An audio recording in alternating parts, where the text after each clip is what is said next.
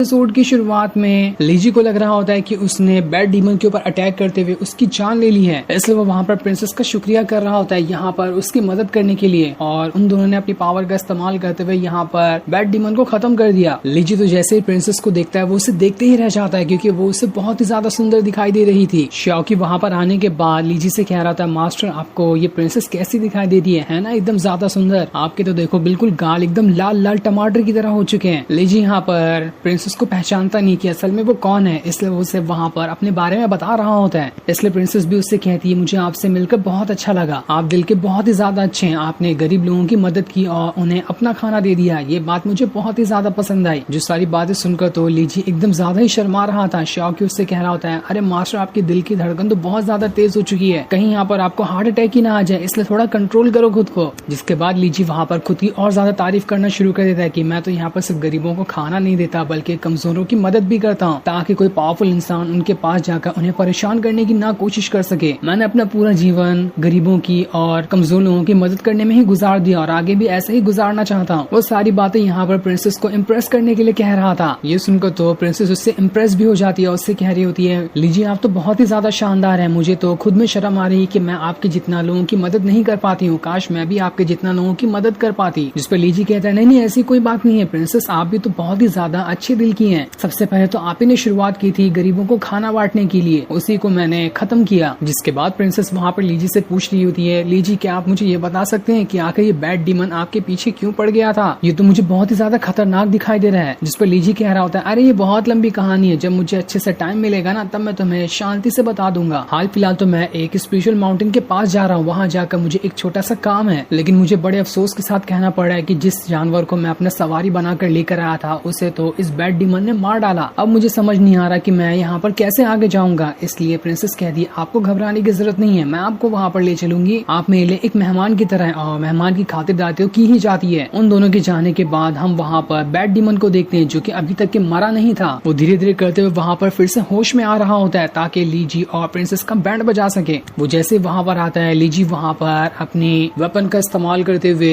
एक शील्ड को बनाने की कोशिश करता है, लेकिन तब भी वहाँ पर बैड डीमन ने उसके शील्ड को तोड़ दिया था। बैड डीमन वहाँ पर लीजी से कह रहा होता, तुम्हें पता है मैं जितना मार खाता हूँ ना मेरी ब्रेक थ्रू उतनी जल्दी होते जाती है, तुमने मुझे इतना मारा कि मेरा यहाँ पर ब्रेक थ्रू हो चुका है, अब तो मैं तुम्हें यहाँ पर नहीं छोड़ने वाला। जो देखकर तो लीजी घबरा चुका था कि मैंने ये कौन सी मुसीबत को दावत दे दिया। वो वहाँ से भागना शुरू कर देता है, लेकिन बैड डीमन तो लगातार कई सारे अटैक सीधा लीजी के ऊपर करते जा रहा था। लीजी बड़ी मुश्किल के साथ उससे बच रहा होता है। तब ये देखकर श्याओकी जो होता है उसने उस वेपन के अंदर से स्कॉर्पियन की स्पिरिट को बाहर निकाल लिया था ताकि वो यहाँ पर आने के बाद बैड डीमन को रोक सके। जिसके बाद अब देखते ही देखते बैड डीमन और स्कॉर्पियन के स्पिरिट के बीच में फाइट शुरू हो जाती है, जहाँ बैड डीमन थोड़ा कमजोर लगने लग गया था, लेकिन फिर भी वो वहाँ पर स्कॉर्पियन की स्पिरिट को गायब कर देता है। जिसके बाद वहाँ पर प्रिंसेस आ जाती है, वो भी अपने ग्यूकिन का इस्तेमाल करते हुए कई सारे अटैक सीधा बैड डीमन के ऊपर कर रही होती है। जिस मौके का फायदा उठाकर लीजी ने भी अपने ईंट वाले वेपन के कई सारे डुप्लीकेट को बना लिया था और अब दोनों तरफ से लगातार कई सारे अटैक बैड डीमन के ऊपर हो रहे होते हैं। ऐसा नहीं लग रहा था कि अब यहाँ पर बैड डीमन इतने सारे अटैक को संभाल पाएगा, लेकिन तब भी उसे वहाँ पर कुछ नहीं होता और वो दोबारा से खड़ा हो जाता है। इस बार तो वो काफी ज्यादा गुस्सा हो चुका था कि अब मैं यहाँ पर किसी को नहीं छोड़ने वाला, लेकिन तब तक के प्रिंसेस और लीजी वहाँ से भाग चुके होते हैं। दूसरी तरफ हम सेकंड ब्रदर को देखते हैं, जो वहाँ पर लिन सॉन्ग से कह रहा होता है, सीनियर आपने मुझ पे काफी बड़ा फाइन चार्ज कर दिया है, जो मैंने यहाँ पर लीजी की जान नहीं ले पाया, आप प्लीज उस फाइन को कम कर दो, क्योंकि ये पूरे के पूरे सेट की कमाई है, अगर आप वो सब ले लेंगे तो हमारा सेट कैसे चल पाएगा। लेकिन लिन सॉन्ग तो सुनने के लिए तैयार ही नहीं था। वो कह रहा होता है, तुमने गलती की लीजी को जिंदा छोड़कर, इसलिए इसकी सजा तो तुम्हें भुगतनी पड़ेगी ही। तभी वहाँ पर लिंगलोंग आ जाती है, जो लिन सॉन्ग से कह रही होती है, आप प्लीज यहाँ पर मेरी माँ को छोड़ दो, उन्होंने आपका क्या ही बिगाड़ा है। लेकिन सेकंड ब्रदर उससे कहता है, तुम्हें पता है तुम्हारी माँ ने मेरी बात नहीं मानी, इसलिए मैंने उसे घसीट के थप्पड़ मारा और उसे काल कोठरी में बंद कर दिया है, अब वो वहाँ से कभी बाहर नहीं निकल के आएगी। लिंगलोंग वहाँ पर कह रही होती है, मैं कुछ भी सजा भुगतने के लिए तैयार हूँ, बस आप यहाँ पर मेरी माँ को छोड़ दो, आप जो कहेंगे मैं वो कर दूंगी यहाँ पर। लेकिन सेकंड ब्रदर तो वहाँ पर लिंगलोंग को भी उठाकर दूर फेंक देता है और सिपाहियों से कह रहा होता है, आखिर इसे अंदर आने किसने दिया, ले जाओ और इसे उठाकर बाहर फेंक दो। जिसके बाद लिंग सॉन्ग जाते हैं वहाँ से सेकंड ब्रदर से कह रहा होता है, अगर तुम यहाँ पर जिंदा रहना चाहते हो तो जल्द से जल्द मुझे ये खबर पहुँचा देना कि लीजी पकड़ा जा चुका है, वरना अगर जल्दी मुझे ये खबर नहीं मिली तो मैं तुम्हें तो खत्म करूंगा, ये साथ ही तुम्हारे सेट को भी बर्बाद कर दूंगा। इधर प्रिंसेस और लीजी अभी वहाँ से भाग रहे होते हैं, जिनके पीछे बैड डीमन पड़ा हुआ था। वो अभी तक के कई सारे अटैक उन दोनों के ऊपर किए जा रहा होता है, जहाँ वो तो अब पहले से भी ज्यादा पावरफुल दिखाई देने लग गया था। लीजी अपने वेपन का भी इस्तेमाल करता है, लेकिन तब भी वहाँ पर वो वेपन उतना ज्यादा असर नहीं दिखा रहा था बैड डीमन के सामने। हैं। उसी तरह से प्रिंसेस का भी वही हाल होता है। बैड डीमन जैसे उसके पास जाकर उसके ऊपर अटैक करने वाला होता है, पीछे से लीजी बैड डीमन के ऊपर अटैक करते हुए उससे कहता है हिम्मत है तो मेरे पास आना। प्रिंसेस के पास क्यों जा रहा है उसके ऊपर अटैक करने के लिए? इसलिए अब गुस्से में बैड डीमन सीधा लीजी की तरफ ही बढ़ जाता है और उसने उसके ऊपर कई सारे अटैक करना स्टार्ट भी कर दिया था। लेकिन तभी जैसे ही बैड डीमन को मौका मिलता है वो अचानक से ही प्रिंसेस के पीछे आ जाता है और उसके ऊपर एक खतरनाक वाला अटैक करते हुए उसकी जान लेने की कोशिश करता है। पर सही टाइम पे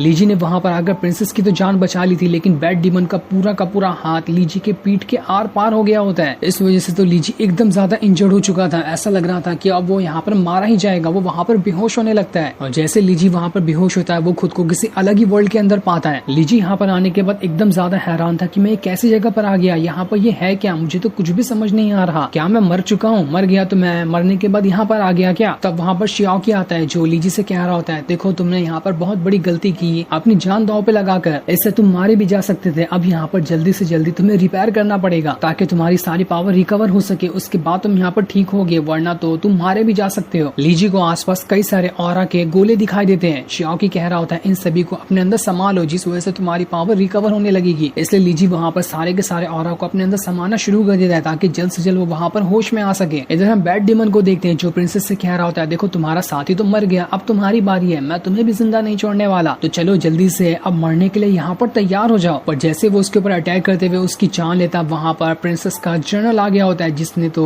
बैड डीमन के हाथ के ऊपर ही अटैक कर दिया था। वो बैड डीमन को वहाँ से दूर फेंकने के बाद जल्दी से प्रिंसेस के पास आता है और उससे कह रहा होता है प्रिंसेस क्या आप ठीक है ना, आपको इस शैतान ने परेशान तो नहीं किया? प्रिंसेस उससे कह रही होती मैं तो बिल्कुल ठीक हूँ, आप जल्दी से लीजी को यहाँ से डॉक्टर के पास ले जाएं। सेक्ट में कोई भी डॉक्टर होगा तो वो यहाँ पर लीजी का इलाज कर देगा ताकि हो सकता है कि वो वापस से ठीक हो जाए। जनरल जैसे लीजी के पास आकर उसकी हालत चेक करता है वो एकदम ज्यादा अफसोस में जा चुका था। वो प्रिंसेस से कहता है माफ कर देना लेकिन लीजी अब मर चुका है, हम इसे नहीं। सुनकर तो प्रिंसेस एकदम ही ज्यादा घबरा जाती है और उसे इतना ज्यादा उदास देखकर जनरल के तो गुस्से का वहाँ पर ठिकाना नहीं था। वो बैड डीमन से कह रहा होता है बस बहुत हो गया, आखिर तेरी हिम्मत कैसे हुई प्रिंसेस के आंखों में आंसू लाने की, अब मैं तुम्हें यहाँ पर नहीं छोड़ने वाला। जिसके बाद उसने वहाँ पर अपनी पावर को एक्टिवेट करना स्टार्ट कर दिया था और उस पावर का इस्तेमाल करते हुए वो बैड डीमन के ऊपर अटैक कर रहा होता है। प्रिंसेस वहाँ पर जनरल से कह रही थी आप प्लीज इसे सेट में ले जाए, वहाँ पर कोई ना कोई खास हर्ब्स तो होंगे जो लीजी को वापस से जिंदा कर सकते हैं। लेकिन जनरल कह रहा होता है प्रिंसेस आप मान जाए ना, ये वापस नहीं ठीक होने वाला, ये जा चुका है, हमें चलना चाहिए, हम ज्यादा देर तक इस बैड डीमन का यहाँ पर अकेले तो मुकाबला नहीं कर सकते। लेकिन तब प्रिंसेस वहाँ पर कह रही होती है अगर यहाँ पर लीजी जिंदा नहीं होता है तो मैं यहाँ पर अपनी सारी की सारी पावर निकाल कर लीजी को दे दूंगी ताकि वो यहाँ पर वापस से जिंदा हो सके। उसके बाद तो प्रिंसेस ने अपनी सारी की सारी पावर को लीजी की बॉडी के अंदर डालना शुरू कर दिया था ताकि लीजी यहाँ पर होश में आ सके। इधर स्पेशल वर्ल्ड के अंदर अब भी वहाँ पर लीजी जद्दोजहद कर रहा होता है कि वो कैसे भी करके यहाँ से पावर को गेन करते हुए जिंदा हो सके, लेकिन वो यहाँ पर तो पावर को ठीक तरह से गेन नहीं कर पा रहा था। जितनी पावर उसे चाहिए होती वापस से जिंदा होने के लिए वो उसे नहीं मिल रही थी। अगर उसे यहाँ पर ठीक तरह से पावर नहीं मिली तो वो यहाँ पर हमेशा के लिए मारा भी जा सकता है। इसी वजह से वो बहुत ज्यादा घबराया होता है। शियाओकी कहता है मैंने तो यहाँ पर अपनी भी पावर आपको दे दी लेकिन तब भी यहाँ पर कोई काम नहीं हो रहा, आपको जल्दी से खुद को रिकवर करना पड़ेगा। एक बार आप यहाँ पर रिकवर हो जाते हैं तो सामने जो टावर बना है वो भी ठीक हो जाएगा। लेकिन इतनी ज्यादा कोशिश करने की वजह से वहाँ पर लीजी जो होता है हार मान चुका था और वहाँ पर बेहोश होने लगता है। लेकिन तभी वहाँ पर प्रिंसेस की जो सारी पावर थी उसकी बॉडी के अंदर ट्रांसफर होने लगती है। इस वजह से यहाँ पर लीजी खुद की पावर का इस्तेमाल करते हुए तो वापस खुद को जिंदा नहीं कर पा रहा था। लेकिन तभी वहाँ पर जो प्रिंसेस की पावर आई थी उस वजह से वो धीरे धीरे करते हुए रिकवर होने लगता है। लीजी एकदम ज्यादा हैरान था कि यहाँ पर ये कौन मुझे अपनी पावर दे रहा है जिस वजह से तो मेरी सारी की सारी पावर रिकवर होते जा रही है।